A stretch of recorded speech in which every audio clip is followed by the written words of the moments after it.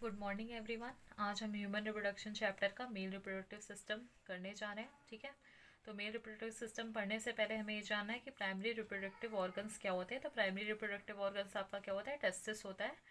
अब टेस्टिस को ही क्यों प्राइमरी रिप्रोडक्टिव ऑर्गन बोलते हैं, क्योंकि ये क्या करता है, मेल सेक्स हार्मोन को क्या करता है, प्रोड्यूस करता है। और मेल सेक्स हार्मोन क्या होता है, आपका एंड्रोजन होता है। एंड्रोजन किसको प्रोड्यूस करता है, टेस्टोस्टेरोन को फॉर्मेशन करता है। ठीक है, तो पहला ये रीजन हो गया। और दूसरा ये क्या करता है, स्पर्म का फॉर्मेशन करता है। इसीलिए टेस्टिस को क्या बोलते हैं, प्राइमरी रिप्रोडक्टिव ऑर्गन बोलते हैं। तो फर्स्ट आपका होता है प्राइमरी रिप्रोडक्टिव ऑर्गन। सेकेंड आपका क्या होता है, एसेसरी ग्लैंड्स प्रेजेंट होती है। क्या प्रेजेंट होती है, एसेसरी ग्लैंड्स प्रेजेंट होती है। आपका थर्ड क्या प्रेजेंट होता है, डक्ट्स प्रेजेंट होता है। और फोर्थ आपका क्या प्रेजेंट होता है, एक्सटर्नल जेनिटेलिया प्रेजेंट होता है। तो ये फोर चीज़ें आपकी कहाँ प्रेजेंट होती है, आपके मेल रिप्रोडक्टिव सिस्टम में प्रेजेंट होती हैं। तो हमारा आज का मेन फोकस है प्राइमरी रिप्रोडक्टिव ऑर्गन टेस्टिस पे। ठीक है, तो जब हम किसकी बात करते हैं, टेस्टिस की बात करते हैं। ठीक है, तो टेस्टिस को क्यों हम रिप्रोडक्टिव ऑर्गन बोलते हैं, क्योंकि ये क्या प्रोड्यूस करता है, एंड्रोजन हार्मोन प्रोड्यूस करता है। दूसरा क्या करता है, स्पर्म का फॉर्मेशन करता है। जब हम टेस्टिस की बात करते हैं तो सबसे पहले हम इसके शेप की बात करते हैं। किसकी बात करते हैं, शेप की। टेस्टिस का शेप कैसा होता है, ओवल शेप का होता है। अगर हम इसकी साइज़ की बात करें तो इसका साइज़ क्या होता है, जब हम इसकी लेंथ देखेंगे, क्या देखेंगे हम इसकी लेंथ, तो लेंथ इसकी 4 to 5 सेंटीमीटर होती है। ठीक है, जब हम इसकी विथ देखेंगे तो विथ कितनी होती है, 2 to 3 सेंटीमीटर होती है। ठीक है, अगर हम इसकी सिचुएशन देखेंगे तो ये कहाँ सिचुएटेड होता है, तो ये कहाँ सिचुएटेड होता है, आपके पेल्विक रीजन में सिचुएटेड होता है। कहाँ पे होता है, पेल्विक रीजन में सिचुएटेड होता है। और टेस्टिस ऑलवेज कैसी प्रेजेंट होती है, ऑलवेज ये कैसी प्रेजेंट होती है, पेयर्स में प्रेजेंट होती है। कैसी प्रेजेंट होती है, पेयर्स में प्रेजेंट होती है। अब जो टेस्टिस होता है एक पाउच लाइक स्ट्रक्चर में प्रेजेंट होता है। कहाँ पे प्रेजेंट होता है, पाउच लाइक स्ट्रक्चर, जिससे क्या बोलते हैं, स्क्रोटम बोलते हैं। क्या बोलते हैं, स्क्रोटम। अब ये स्क्रोटम में क्यों प्रेजेंट होता है, क्योंकि ये बॉडी टेम्परेचर से, ये क्वेश्चन आपसे पूछा जा सकता है, ये बॉडी टेम्परेचर का 2 to 2.5 डिग्री सेल्सियस ये क्या करता है, कम करता है। क्या करता है, बॉडी टेम्परेचर का 2 to 2.5 डिग्री सेल्सियस ये बॉडी टेम्परेचर से टेस्टिस का टेम्परेचर को कम रखता है। अब जब हम टेस्टिस के स्ट्रक्चर की बात करें तो टेस्टिस का शेप मैंने कैसा बताया था, ये ओवल शेप का होता है। ठीक है, तो टेस्टिस की जो आउटर लेयर होती है वो क्या होती है, ट्यूनिका एल्बुजिनिया होती है। क्या होती है, ट्यूनिका एल्बुजिनिया होती है। टेस्टिस की आउटर लेयर क्या होती है, ट्यूनिका एल्बुजिनिया होती है। ठीक है, अब जब हम टेस्टिस की बात करते हैं तो टेस्टिस में कितने कंपार्टमेंट होते हैं, 250 कंपार्टमेंट होते हैं। कितने कंपार्टमेंट होते हैं, इस तरह से कितने कंपार्टमेंट होंगे, 250 कंपार्टमेंट होंगे, जिसे क्या बोल देंगे, टेस्टिकुलर लोब्यूल बोल देंगे। क्या बोल देंगे, टेस्टिकुलर लोब्यूल बोला जाता है। ठीक है, इन 250 कंपार्टमेंट को। अब हम एक कंपार्टमेंट को देखेंगे। अगर हम एक कंपार्टमेंट का स्ट्रक्चर देखते हैं तो उसमें क्या होती है, 1 to 3 क्या प्रेजेंट होती है, highly coiled seminiferous tubule present होती है।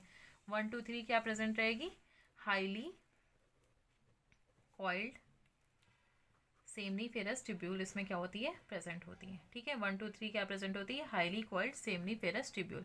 अब जब हम एक सेमनीफेरस ट्यूब्यूल का स्ट्रक्चर देखेंगे, ठीक है, जब हम क्या देखते हैं, एक सेमनीफेरस ट्यूब्यूल का स्ट्रक्चर देखेंगे और उसकी सेल लाइनिंग की बात करेंगे, तो उसकी सेल लाइनिंग दो चीज़ों से मिलकर बनी होती है। एक होती है आपका मेल जर्म सेल होता है। क्या होता है, एक मेल जर्म सेल होता है। और सेकेंड आपका क्या होता है, सर्टोली सेल होता है। क्या होता है, सर्टोली सेल होता है। ठीक है, अब हम इसके आगे देखते हैं। जब हम इसकी सेल लाइनिंग की बात की, ठीक है, तो जो आपका सेमनीफेरस ट्यूब्यूल 1 to 3 थी, उसकी हम सेल लाइनिंग की बात करें तो मैंने क्या बताया था, एक आपकी क्या प्रेजेंट होती है, मेल जर्म सेल प्रेजेंट होता है। सेकेंड आपका क्या प्रेजेंट होता है, सर्टोली सेल प्रेजेंट होता है। क्या प्रेजेंट होता है, सर्टोली सेल प्रेजेंट होता है। जब मेल जर्म सेल की बात करते हैं तो इसका फॉर्मेशन, इसका फंक्शन क्या होता है, मियोटिक डिवीजन करा के क्या कराना, मियोटिक डिवीजन करा के क्या कराना, स्पर्म का फॉर्मेशन कराना। क्या करना, स्पर्म का फॉर्मेशन कराना। ठीक है, तो ये क्या कराता है, मियोटिक डिवीजन की हेल्प से स्पर्म का फॉर्मेशन कराता है। और सर्टोली सेल का फंक्शन क्या होता है, ये क्या करता है, न्यूट्रिशन प्रोवाइड करता है। क्या कराता है, न्यूट्रिशन प्रोवाइड कराता है। तो ये स्पर्म के फॉर्मेशन कराने से ही टेस्टिस को क्या बोला गया है, प्राइमरी रिप्रोडक्टिव ऑर्गन बोला गया। ठीक है, अब मैंने ये देखा था कि ये टेस्टिस का स्ट्रक्चर था, ये 250 क्या होते थे कंपार्टमेंट इसमें प्रेजेंट थे। 1 to 3 क्या था, हाईली कॉइल्ड सेमनीफेरस ट्यूब्यूल। हमने एक सेमनीफेरस ट्यूब्यूल का स्ट्रक्चर डिटेल में देख लिया। अब जब हम इसमें देख रहे थे 1 to 3 highly coiled seminiferous tubule थी, अब इसमें बीच में क्या होता है, ये खाली स्पेस प्रेजेंट होता है। इस फ्री स्पेस को क्या बोलते हैं, इंटरटीशियल स्पेस बोलते हैं। क्या बोलते हैं, इंटर इंटरस्टिशियल स्पेस बोलते हैं, ठीक है। अब ये इंटरस्टिशियल स्पेस होता है, इसमें क्या क्या चीज़ें प्रेजेंट होती है। पहला आपका ब्लड वेसल्स प्रेजेंट होती है, फर्स्ट चीज़ इसमें क्या प्रेजेंट होती है, ब्लड वेसल्स प्रेजेंट होती है। सेकेंड आपका क्या प्रेजेंट होता है, आपका एंड्रोजन प्रेजेंट होता है। क्या प्रेजेंट होता है, एंड्रोजन, जो क्या करता है, टेस्टोस्टेरोन हार्मोन को क्या करता है, प्रोड्यूस कराता है। क्या कराता है, टेस्टोस्टेरोन हार्मोन का क्या कराता है, प्रोड्यूस कराता है, ठीक है। और थर्ड चीज़ें क्या प्रेजेंट होती है, इम्यूनोलॉजिकल कॉम्पोनेंट प्रेजेंट होता है। क्या प्रेजेंट होता है, इम्यूनोलॉजिकल कॉम्पोनेंट। तो ये तीन चीज़ें आपके कहाँ प्रेजेंट होती हैं, आपके टेस्टिस में प्रेजेंट होती है। फर्स्ट आपका ब्लड वेसल्स हो गया, सेकंड आपका एंड्रोजन हो गया, थर्ड आपका क्या होता है, इम्यूनोलॉजिकल कॉम्पोनेंट। तो हमने यहाँ से स्टार्ट किया था। टेस्टिस को मैंने क्या बताया था, आपका टेस्टिस क्या होता है, आपका प्राइमरी रिप्रोडक्टिव ऑर्गन होता है, ठीक है। क्यों होता है, क्योंकि ये मेल सेक्स हार्मोन को प्रोड्यूस करता है और स्पर्म का फॉर्मेशन करता है। तो हमने मेनली आज मेरा फोकस किस पे था, टेस्टिस पे था। और टेस्टिस अगर हम देखेंगे तो पेल्विस रीजन में होती है और ऑलवेज कैसे होती है, पेयर्स में होती है। लेंथ 4 to 5 सेंटीमीटर होती है, विथ 2 to 3 सेंटीमीटर होती है। कहाँ प्रेजेंट होती है, स्क्रोटम में। और स्क्रोटम में क्यों प्रेजेंट होती है, क्योंकि ये बॉडी टेम्परेचर को 2 to 2.5 डिग्री सेल्सियस क्या करती है, कम करती है। जो किस में हेल्प करता है, स्पर्मेटोजेनेसिस की प्रोसेस में हेल्प करता है। किस में हेल्प करता है, स्पर्मेटोजेनेसिस की प्रोसेस में ये क्या करता है, हेल्प करता है। मतलब स्पर्मेटोजेनेसिस की प्रोसेस मतलब स्पर्म का फॉर्मेशन कराना। फिर टेस्टिस पे हमने आपको बताया कि इसमें एक बाहर की लेयर होती है जिसे ट्यूनिका एल्बुजिनिया बोलते हैं। इसमें 250 कंपार्टमेंट होते हैं जिसे टेस्टिकुलर लोब्यूल बोलते हैं।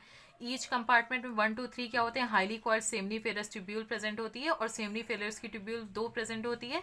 इसमें 2 सेल लाइनिंग होती है, एक मेल जर्म सेल, दूसरी क्या होती है, सर्टोली सेल होती है, ठीक है। मेल जर्म सेल और सर्टोली सेल का फंक्शन आप लोग को बताया गया कि ये माइटोटिक डिवीजन करके स्पर्म का फॉर्मेशन कराता है। और सर्टोली सेल क्या करती है, न्यूट्रिशन प्रोवाइड कराती है, जिससे आपकी स्पर्मेटोजेनेसिस की जो प्रोसेस है वो अच्छे से हो जाए। स्पर्मेटोजेनेसिस की प्रोसेस क्या हो जाए अच्छे से।